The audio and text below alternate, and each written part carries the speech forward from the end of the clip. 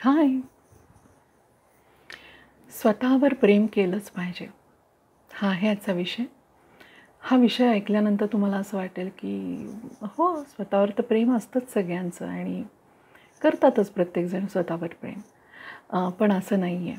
मी जसजसं सांगेन प्रेमाबद्दल स्वतःवरच्या, तसतसं तुम्हाला तपासून बघता येईल, की तुमचं तुमच्यावर खरंच प्रेम आहे का? आणि दुसरं हेही बघता येईल, की खरंच स्वतःवर प्रेम करणं म्हणजे नेमकं काय असतं? तर प्रेमामध्ये काय येतं? आपण कोणावरही जे करतो इतरांवर, तर त्याच्यात पहिली गोष्ट महत्त्वाची ही असते, की त्या माणसाला आपण जसं आहे तसं स्वीकारलेलं असतं. तर हेच सगळं आपल्यालाही लागू होतं. आपण जर स्वतःवर प्रेम करणारे असू, तर आपण आपला जसा आहे तसा स्वीकार करता आला पाहिजे आपल्याला. तर आपण म्हणू शकतो, की माझं माझ्यावर प्रेम आहे. आपला आपल्याबद्दलचा स्वीकार म्हणजे नेमकं काय? तर आपण अनेक पैलूंचे बनलेले आहोत माणूस म्हणून. आपल्यामध्ये बऱ्याच चांगल्या गोष्टी आहेत, वाईट गोष्टी आहेत. आपल्याला मिळालेल्या काही उणिवा आहेत, कमतरता आहेत. आपल्याला मिळालेल्या काही संपन्न चांगल्या अशा गोष्टी आहेत. या सगळ्याचा जसा आहे तसा स्वीकार करता येणं स्वतःला, म्हणजे स्वतःवरचं प्रेम. बघा आता ह्यालाच अनुसरून मी म्हणेन, की बऱ्याच जणांच्या स्वतःचबद्दल खूप तक्रारी असतात. त्यांना स्वतः आपण कसे दिसतो ह्याबद्दल तक्रारी असतात. त्यांना जसे आई-वडील मिळालेत त्याबद्दल तक्रारी असतात. त्यांना ज्या पद्धतीचं घर मिळालं आहे त्याबद्दल तक्रार असते. त्यांची आर्थिक परिस्थिती जशी आहे त्याच्याबद्दल तक्रार असते. तर स्वतःच्या अनुषंगाने अशा अनेक गोष्टी असतात, की त्यावेळेला त्यांना असं वाटत असतं, की मी का इथे जन्माला आलो? माझं का असं? तर हे म्हणजे स्वीकार नाही आहे. तर आपल्याला जसं आहे तसं स्वीकारणं, सगळ्या गोष्टींसकट, हे म्हणजे स्वतःवर प्रेम करणं आहे. आणि हे का गरजेचं आहे? कारण हे स्वीकारलं तरच पुढे प्रोसेस सुरू होते प्रेम करण्याची. तर दुसरा महत्त्वाचा मुद्दा येईल तो म्हणजे स्वतःची चांगली ओळख असणं स्वतःलाच. तर तुम्ही म्हणाल हे म्हणजे काय? तर ओळख ह्याचा अर्थ अनेक तऱ्हेने आहे, की एक तर पहिलं आपण आपण माणूस म्हणून स्वतः कसे आहोत? आपण लोकांशी खरंच कसे वागतो? आपले इन जनरल थॉट्स कसे असतात? आपण निगेटिव्ह पर्सन आहोत का आपण पॉझिटिव्ह आहोत? आपण जनरली परिस्थितीला तोंड कसं देतो?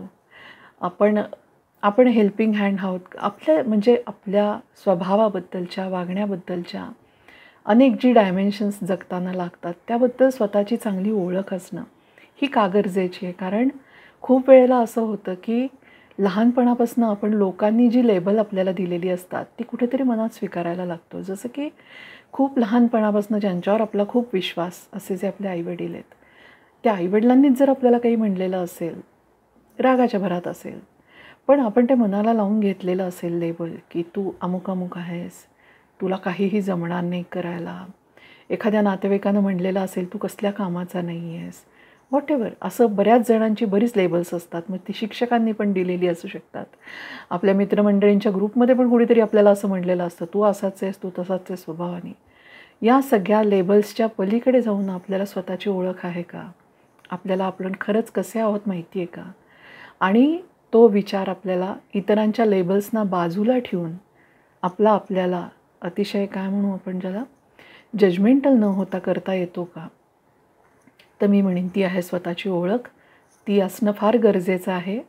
ती ज्याला असते ना, त्याला इतर लोकं आपल्याला काय म्हणतायत ह्याने ॲक्चुअली फरक पडत नाही. कारण त्या माणसाला स्वतः आपण कसे आहोत हे चांगलं माहिती असतं आणि त्यामुळे कोणी त्याला नावं ठेवली तरी त्याला फरक पडत नाही आणि त्याला कुणी उगाचच हरभऱ्याच्या झाडावर चढवायचा जरी प्रयत्न केला तरी तो माणूस तसा चढत नाही. कारण आपण कुठे किती पाण्यात आहोत ह्याची ओळख त्याला चांगली असते. दुसरं सगळ्यात महत्त्वाचं आणि प्रेमात सहज माहीत असलेला पैलू काय आहे? तर स्वतःची छानपैकी काळजी घेता येणं, हे म्हणजे स्वतःवरचं प्रेम. तर काळजी घेण्याबद्दलचे 2 आस्पेक्ट आहेत. एक आहे फिजिकल, कारण आपण शरीर पण आहोत आणि मन पण आहोत. आपलं शरीरही फिट असेल, याच्यासाठी आपली स्वतःवर प्रेम असेल, तर आपण काळजी आपोआप घेतो. काही तुम्हाला आजार असतील किंवा काही प्रॉब्लेम झालेले असतील जन्मजात, ते बाजूला करून सुद्धा आपल्या हातात ज्या गोष्टी आहेत फिटनेसच्या बाबतीतल्या, त्या आपण करतोय का? तर असं ज्याला लक्ष देता येतं स्वतःकडे, त्याचं निश्चितपणे स्वतःवर प्रेम आहे. आणि मग ती गोष्ट करत असताना ही लोकं कुठच्याही पद्धतीची कुरकूर नाही करत. जसं की मला सगळ्यांचं बघायला लागतं, मग मला माझ्याकडे लक्ष द्यायला वेळच नाही आहे. तर असं नाही. मला जर चांगलं जगायचं आहे, मला फिट राहायचं आहे, तर मला स्वतःकडे लक्ष देणं पण गरजेचं आहे. तर मी त्याच्यासाठी कुठचीही कारणं नाही काढायला पाहिजेत किंवा कारणं नाही सांगायला पाहिजेत. हा महत्त्वाचा पैलू आहे शारीरिक फिटनेसचा. आणि जो शारीरिक फिटनेसला गोष्ट लागते, त्या सगळ्या मानसिक फिटनेसला लागतात. म्हणजे काय? तर कणखरपणा, स्ट्रेंथ पाहिजे तुमच्यामध्ये. हर तऱ्हेचे प्रसंग आयुष्यात येतील, हर तऱ्हेची परिस्थिती समोर येईल, तर त्याला तोंड देण्याची क्षमता माझी आहे का? याच्यासाठी माझं मन अतिशय कणखर असायला हवं आणि ते नसेल तर मी ते करत राहायला हवं. आणि ते कशाने करता येईल? तर आपण अनेक घटना ज्या आसपास बघत असतो, पेपरमध्ये आलेल्या असतील, काही दुर्घटना होत असतात, तर आपण जरी ह्याच्यात अडकलेले नसलो तरी आपल्याला दुसऱ्याच्या शूजमध्ये जाऊन हा विचार करता आला पाहिजे. मी ह्याच्या जागी असतो तर मी काय केलं असतं किंवा मी काय करायला पाहिजे किंवा माझ्या लोकांकडनं काय मग अपेक्षा असते की माझं काय करायला पाहिजे.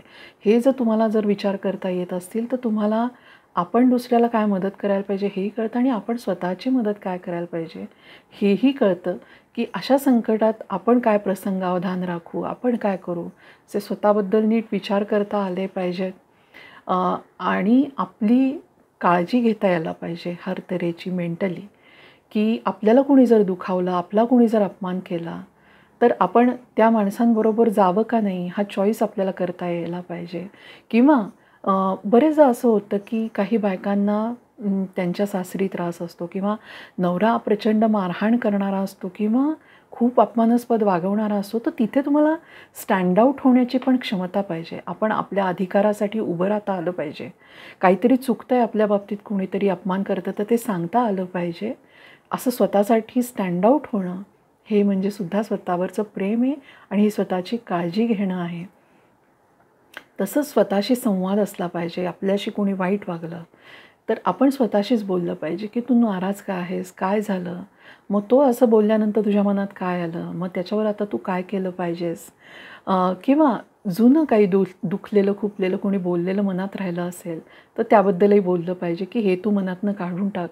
आपल्याला पुढे जायचं आहे. तो व्यक्ती असा आहे, तो असा बोलला, म्हणून तू नाराज राहायची गरज नाही आहे. तू तसा नाही आहेस. तर अशा पद्धतीने संवाद साधत राहणं म्हणजे सुद्धा प्रेम आहे. आणि सगळ्यात महत्त्वाचं, आपली प्रगती होत राहिली पाहिजे. आपली रोज उठून वेगवेगळ्या तऱ्हेने वेगवेगळ्या क्षेत्रात प्रगती होत असेल, मग ते मानसिक असेल, फिजिकल फिटनेसमध्ये असेल, आपल्या गोल्समध्ये, करिअरमध्ये असेल, तर अशी आपण आपली प्रगती करत जात असू, तर आपण आपल्याकडे लक्ष देतो आहे आणि आपण आपल्यावर प्रेम करतो आहे. आणि सगळ्यात महत्त्वाचं, जेव्हा तुम्ही आपली मदत करून दुसऱ्याला मदत करण्याच्या पातळीवर जाता, तेव्हा डेफिनेटली तुम्ही खूप प्रेम करत असता स्वतःवर. कारण तुम्हाला आपल्यासारखंच दुसऱ्यालाही ओळखता यायला लागलेलं असतं आणि दुसऱ्यालाही प्रेम करावं त्याच्यावर, म्हणून तुम्ही मदत करता. तर ही मला असं वाटतं, की ही शेवटची पातळी असेल स्वतःवर केलेल्या प्रेमाची. ज्या माणसाने स्वतःवर प्रेम केलं आहे त्याला दुसऱ्याला जाणून घेणं पण तितकं सोपं जातं. आणि दुसऱ्यावर प्रेम करणं पण सोपं जातं, कारण जी प्रोसेस स्वतःच्या प्रेमाची असते तीच प्रोसेस दुसऱ्यावर प्रेम करण्याची पण असते. तर हा होता आजचा विषय. कसा वाटला मला सांगा. मी इथेच थांबते आहे. बाय.